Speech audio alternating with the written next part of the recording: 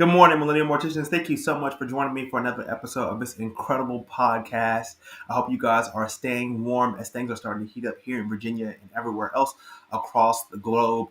Quickly melting that snow away. I hope you guys are preparing your hearts and your minds for the summertime. I love a good summer funeral, so stay warm out there, guys. Hope you're ready, you're buckled in and dialed in. The title of today's episode is called A Legacy in Motion. A Legacy in Motion. I got the title for today's episode because recently I had the chance to visit a colleague, a friend, a great mentor of mine who's helped me out through so many obstacles, challenges, and just life in general in the funeral service industry. She's been more than a blessing to me. She's been a gift in my life. I had the chance to visit her in her funeral home and see her how her things are operating and how she's adjusting in her new city, and all is well. And I'm so proud of her, and I'm cheering her on, and I know she has my back and she's cheering me on this side. The funeral home she worked at is a historic funeral home, to say the least. It is very historic. They've been around a long time, an established brand and an established name. And I had the chance to introduce myself and meet the other folks there. And the theme that I got and that I received, and something that's so powerful that I want us to incorporate in our daily lives and in the things that we're doing and in the motions that we are putting ourselves in and the things we're putting ourselves in, is that we're a legacy in motion. And I got that name because that brand has been around over 100 or so odd years.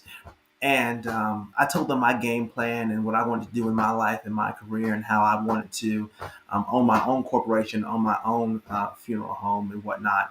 And so I got that idea in my head to say, well, one day my legacy, if not already, will be in motion.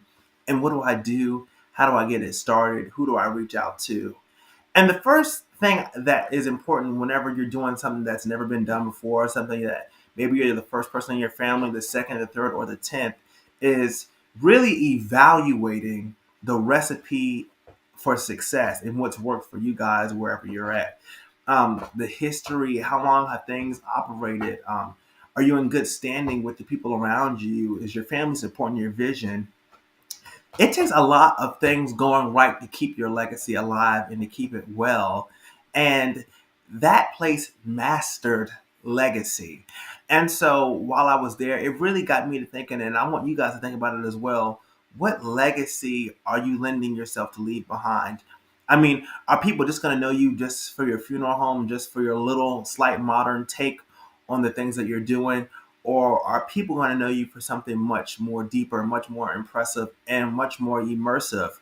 And I think that as the market starts to change and as people have been changing, my generation doesn't really care about, it's sad to say, the legacy aspect of things. We care about the brand name and brand recognition.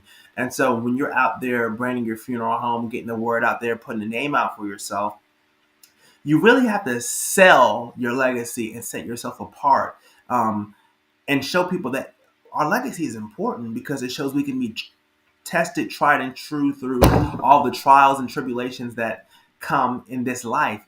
And getting over the pandemic and all these other hurdles and all these other diseases and ailments that have changed the world and our industry over the years and changed how people look at death and what we do. You really have to have a solid ground and a solid foundation for the things that you believe in and the things that you want to see in the industry, and hold true to those values. A lot of times what happens in these situations where people who are going on from generation to generation, legacy owners, is, and I always say this, but it's so important, one person can either really make it right or really take it down. So it only takes one person to alter the legacy of what everything you built. And so you have to be really good at vetting, establishing the proper wills and documents and information, and really digging deep into who you're letting into your inner circle and allowing them to see, because people aren't always, and it's sad to say, out for your best interests. And so you want to meet people and know people that you can rely on, you can count on, that are really out for your best interest and what's in the best interest of you and your families.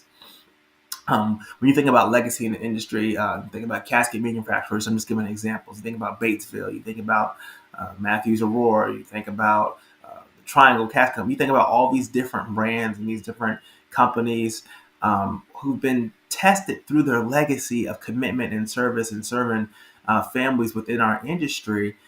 And so I want us to be people who understand that there's a strong history in what we do. Everything we do, every piece of equipment we touch, every embalming fluid bottle we pick up, there's a legacy, there's a history behind it, and there's a reason why we trust it enough to still use it today. And I want brands to really focalize and really think about using your brand and your legacy as a selling point. In your funeral home, it can take you really, really far, especially if you're committed to making changes and making impacts in the community. Across the country, there's been a huge surge in colleges and universities needing more funding now than ever before, and that's a whole new fight. And even maybe even some mortuary programs could be thrown into there. And so some of these programs have been around a very long time. There's some great mortuary schools out there, including the one I go to, Tidewater Community College. Shout out to you guys. Um, so crafting a legacy is a difficult task. Maintaining it is even harder. But being the one to start it all, being the producer, the matriarch, the founder of that legacy, that's a gift. And I do believe that, and not just in this audience, but in people watching this around the world, that gift is in each and every one of you and each and every person connected to this podcast. Because what this podcast does is unique, it's special, it's symbolic, and not just any ordinary people watch this podcast. People who are special in our industry, people who are cherished, people who are just getting involved in our business, in our field. You guys watch this podcast and you guys message me, and I see you guys at conventions every year. And every time I see new people, new faces in the industry, I get excited. My heart overwhelms because that's a new legacy that I'm preparing to see enter our industry. Somebody that's about to break barriers and chains in their own right. And so there needs to be more support systems for those first generation owners and those first generation people who are getting into this business, trying to create something so big, so massive. I mean, things that have never been done before. And that's why I keep pushing to you guys every week, is to do something that's never been done, never been seen, never been tried, never been tested before in a respectable and applicable way, where funeral homes say, hey, I want that, or hey, I like that, or hey, that's a good idea. And I think one thing that is positive and one light at the end of the tunnel for our industry is that we are opening the door and opening arms to innovation in any and every way possible.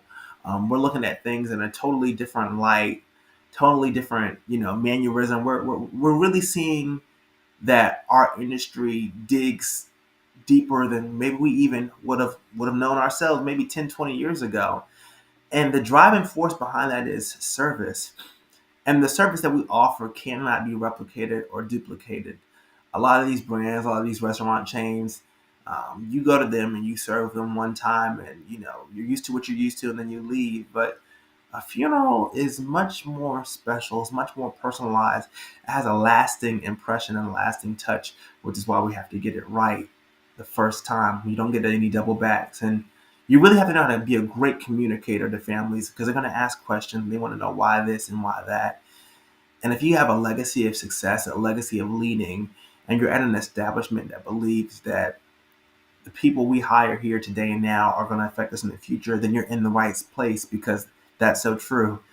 And not to say that every brand is squeaky clean, but listen to this.